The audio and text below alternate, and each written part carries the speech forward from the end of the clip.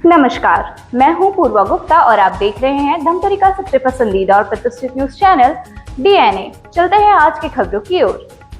धमतरी में पूर्व सैनिक परिषद द्वारा रविवार को विजय दिवस इंडोर स्टेडियम में मनाया गया, जिसमें पूर्व सैनिकों ने 1971 के कारगिल युद्ध में शामिल जवानों को जयकारी के साथ मंच पर लाया गया। साथ ही वीर रस कवि ने जवानों के प्रति कविता सुनाया। इसके अलावा देशभक्ति गीत और सांस्कृतिक कार्यक्रम की प्रस्तुति दी गई।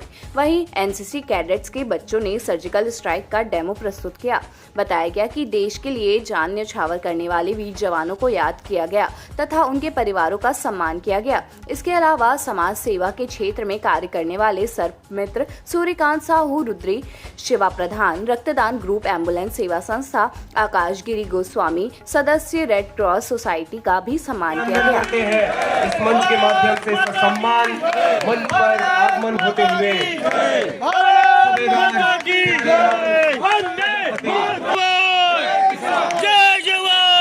सूबेदार प्यारेलाल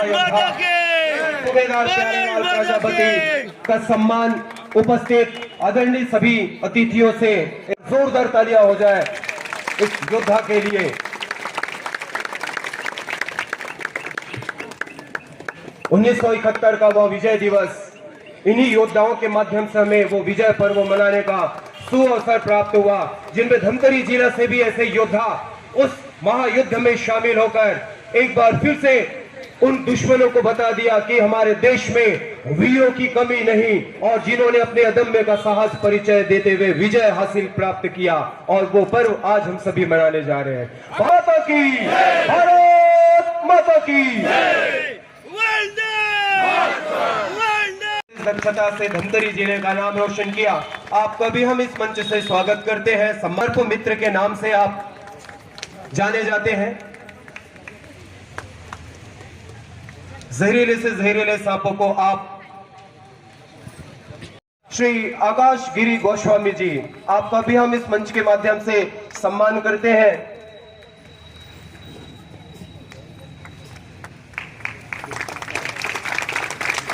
आप व्याख्याता हैं शासकीय उच्चतर माध्यमिक विद्यालय खरतुली के, और साथ ही साथ कलाकार भी हैं, और कला को पूरे भारत देश में आप फैला। श्री शिवा प्रधान जी,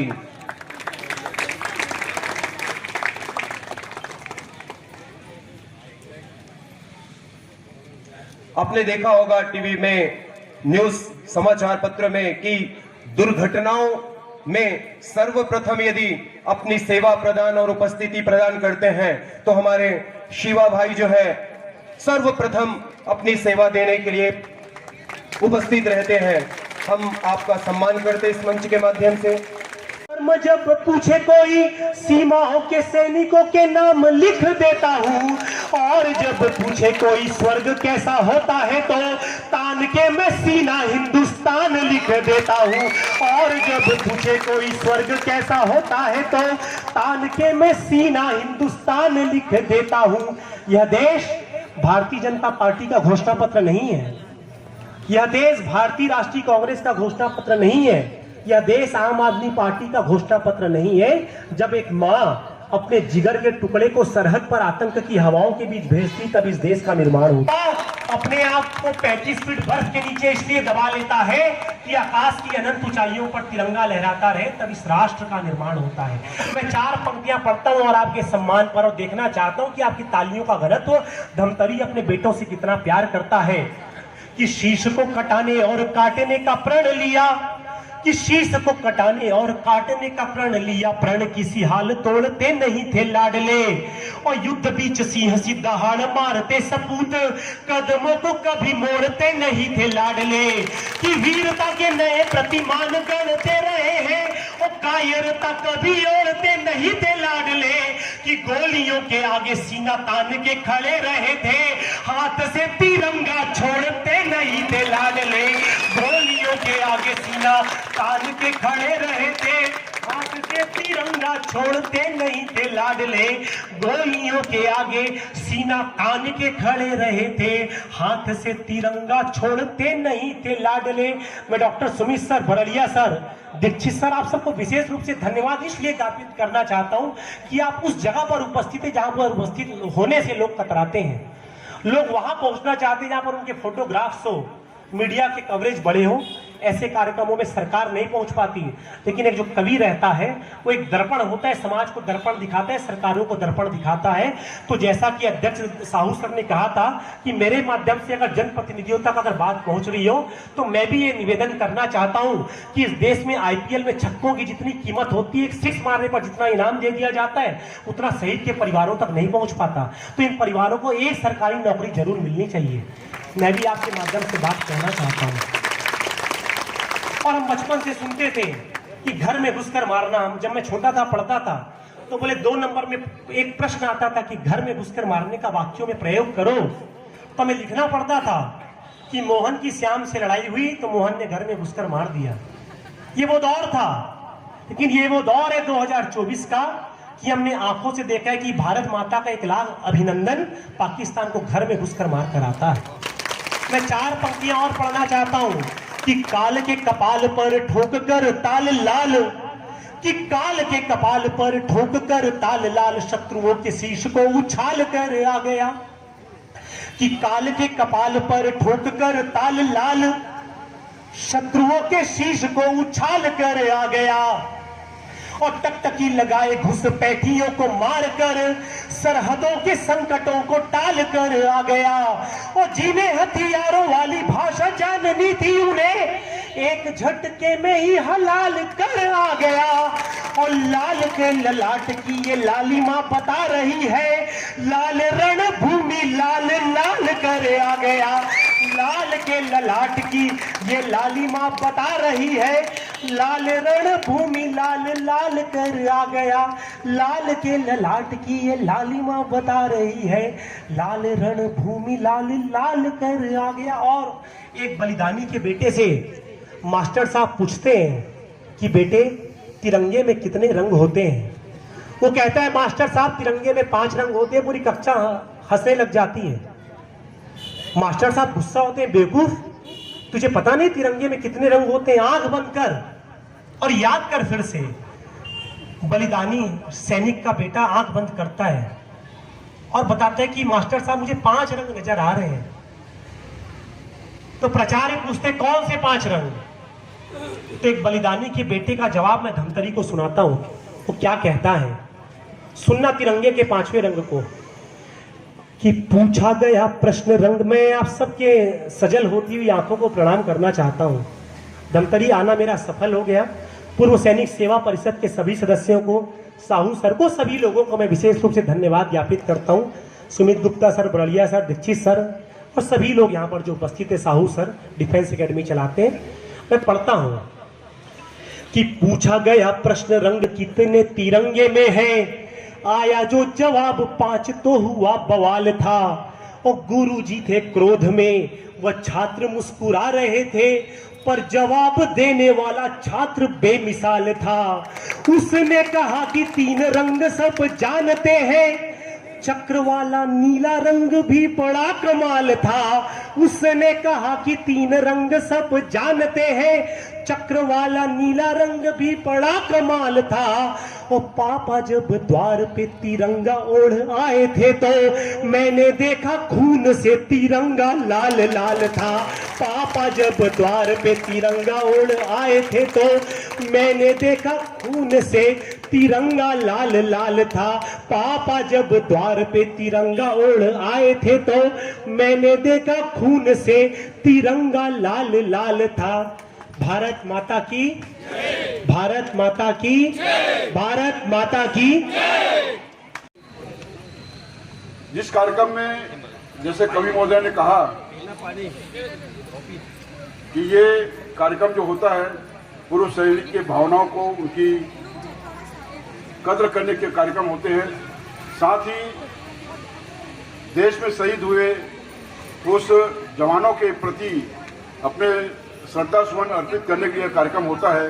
मैं जितने भी शहीद हुए हमारे देश के जवान को मैं सशक्त नमन करता हूं। साथ ही उनके परिवार के जितने भी सदस्य हैं यहाँ उपस्थित हैं उन्हें भी मैं अपना सशक्त वंदन करता हूं। मैं जब कवि महोदय कविता पाठ कर रहे थे तो बहुत सी माताएं की आंखों में आंसू बह रहे थे। उनकी पीड़ा को हम देख रहे थे, समझ रहे थे।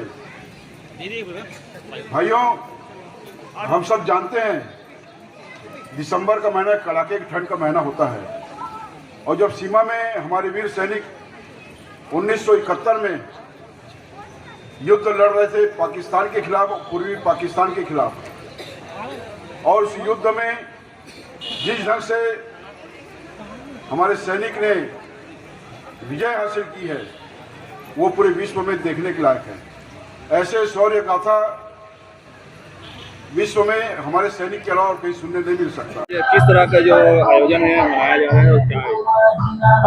आज विजय दिवस का कार्यक्रम अखिल भारतीय पूर्व सैनिक सेवा परिषद के द्वारा आयोजित किया गया था। यह कार्यक्रम अखिल भारतीय पूर्व सैनिक सेवा परिषद जिला धमतरी के द्वारा पिछले 10 वर्षों से लगातार हम मना रहे हैं। यह 1971 में भारत की पाकिस्तान पर विजय की याद में शहीदों को श्रद्धांजलि देने के लिए इस कार्यक्रम का आयोजन लगातार हम कर रहे हैं। और इस कार्यक्रम के आयोजन में जो 1971 के हमारे योद्धा थे वो आज हमारे बीच में आए, उसको आज हमने सम्मानित किया जिन्होंने भारत पाकिस्तान के युद्ध 1971 में लड़े। और इसके अलावा हम इस वर्ष से उत्कृष्ट कार्य करने वाले, अपनी जान को जोखिम में डालकर कार्य करने वाले जो हमारे सर्पमित्र सूर्यकांत साहू जी एवं रक्तदान सेवा एम्बुलेंस शिवा प्रधान जी एवं राष्ट्रीय कलाकार आकाशगिरी गोस्वामी जी का भी इस वर्ष से हमने प्रथम बार ऐसे उत्कृष्ट कार्य करने वाले लोगों का सम्मान किया। इसके अलावा हमारे धमतरी जिले के 4 शहीद परिवार का सम्मान किया गया, 2 वीर नारी का सम्मान किया गया और इस तरह से लगातार सम्मान के इस कार्यक्रम को हम आगे जारी रखे हुए हैं और आगे जारी रखते रहेंगे। पूर्व सैनिक है उसमें कुछ है एसआई और शिक्षक में कुछ भर्ती उनका भी? हमारे पूर्व सैनिक है 15 साल की सेवानिवृत्ति के बाद जब आते हैं तो उसके बाद दूसरी अपनी सेवाएं प्रारंभ करते हैं। इसमें बहुत सारी हमारे पूर्व सैनिक अखिल भारतीय पूर्व सैनिक सेवा परिषद के जो सदस्य हैं वो एसआई में चयन हुए हैं। दिलीप कुमार साहू जी ग्राम खरेंगा से हैं और एक वीरेंद्र कुमार मरकाम जी जो कोहिनपारा नगरी से हैं। इसके अलावा हमारे एक शिक्षक में चयन हुए हैं, एक विद्युत विभाग में चयन हुए हैं सोनू जी, रुपेंद्र साहू जी। इन सभी का भी सम्मान हम इस मंच के माध्यम से किए जिन्होंने अपनी कड़ी मेहनत से दूसरी पारी की शुरुआत इस समाज में किया है। आप लोग का आपका आभारी हूँ मैं, आप लोग का जो मेरे बोलने का मौका दिए। मैं 1971 में 71 में मैं भारत और पाकिस्तान के साथ में युद्ध किया और हम लोग उसके राजस्थान एरिया से जहाँ पर ज़्यादा घमासान से लड़ा हुआ और वहाँ हम लोग खुद डट के उनसे मुकाबला किए और वहाँ से गिना नहीं सकते कितने मारे क्या, मगर बहुत डट के मुकाबला किया। और मैं अच्छी तरह से वहाँ भी रहा हूँ। तो 15 साल में मैं 13 साल में फील्ड में था, फील्ड इलाका में, और बाकी 3 साल फील्ड इलाके में था और बहुत अच्छा लगा। और जब हम लोग उस टाइम गए 71 के बाद उस टाइम हम लोग ऐसा लगता था कि हम कब पहुँचे और कब गए, कम से कम हम 20 तो मारेंगे तब मरेंगे, ऐसा हम लोग का जोश था। और गोवा से हम लोग दिल्ली पहुँचे, हम लोग पता नहीं लगा कब हम गोवा से दिल्ली पहुँचे, इतना उमंग था हम लोग का। क्या स्थिति थी वहाँ? तो बहुत विकराल स्थिति था उस टाइम जब हम पहुँचे। कितने जवान होंगे वहाँ? हमारे बटालियन के 20-25 लोग थे और उधर से तो 100 के 100 करीब, मगर हम लोग उसके साथ डट के मुकाबला। दुश्मन कितने थे? दुश्मन तो हमारे वहाँ तो कोई गिनती नहीं किया जा सकता, मगर 500 से कम नहीं रहा होगा जिस स्टेप पर हम लोग उस टाइम। हाँ, उस टाइम जो हुआ और अभी की स्थिति में देखते हैं क्या फर्क है? बहुत फर्क उस समय जो और अभी के स्थिति बहुत फर्क है। किस टाइप से? इस टाइम क्योंकि वहाँ पर इतना सुविधा नहीं था, अभी हर तरह की सुविधा है, आधुनिक शिक्षा नहीं थी। जो हमारे पास जो वेपन था उसी वेपन से हमको कहने को मानना पड़ता। तो इस वजह से अभी और इसमें बहुत फर्क है। जब आप विजय होकर आए क्या महसूस हुआ, कैसे लगा आपको? हम विजय जब हम आए थे हमको तो ऐसा लगा कि हम स्वर्ग पहुँच गए, यानी कि अपनी मातृभूमि पहुँच गए। बहुत अच्छा लगा हमको। और क्योंकि इस एरिया से मैं पहले ही आदमी था उस टाइम में, जो 71 में जब भर्ती हुई। पहले तो मैं घर में बताया नहीं कि मैं फौज में भर्ती हुआ हूँ करके, भोपाल से हुआ मैं फौज में भर्ती। मैं नहीं बताया माँ बाप को कि जब मैं बोला मैं पढ़ रहा हूँ, अब 10वीं 12वीं पढ़ रहा हूँ और इसमें पढ़ते पढ़ते में चला गया। 5 साल के बाद घर में बताया, जब आना जाना शुरू किया तब बताया कि मैं उससे बेंगलोर में था, तो बेंगलोर में हूँ, मैं एयरफोर्स के साथ में था, तो फिर तुम लोग सोचे चलो ये एयरफोर्स में करके संतुलन हुआ, फिर उन लोग का मनोबल अच्छा हुआ, फिर बाद में धीरे धीरे बताया। ठीक है। तो ये था धमतरी की आज की ताज़ा तरीन खबरों का साथ। आप इसी तरह से बने रहिए हमारे साथ, हम लेकर आते रहेंगे धमतरी शहर से जुड़ी और आप सभी को प्रभावित करने वाली खबरें। आप बने रहिए हमारे साथ TNA न्यूज़ पर। धन्यवाद।